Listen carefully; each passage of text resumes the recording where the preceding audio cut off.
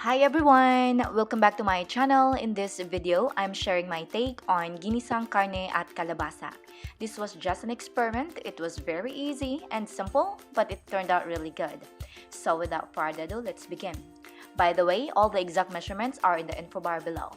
First up, get a pan. Add some canola oil. Once it's nice and hot, saute the red onions until it is translucent. This is on medium heat. Then add the garlic. Cook that for about 3 minutes or until it is golden brown or fragrant. Next, place in the meat. Make sure to cut the meat into small bite-sized pieces, and for here I am using beef. You're going to brown that for about 5 minutes.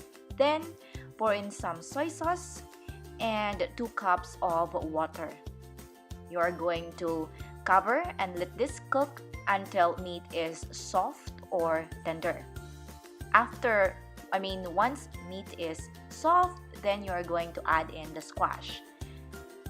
You are going to cook that until it is soft and season it with salt and ground black pepper. Unfortunately, I forgot to press the record button when I season it with salt and pepper, so make sure to season it, alright?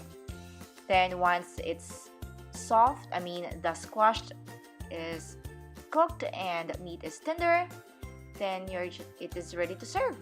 So basically you are done. So in my case, it is really tender and the squash is just perfect. So all in all, it turned out really delicious. I hope you guys try this recipe and thank you so much for watching.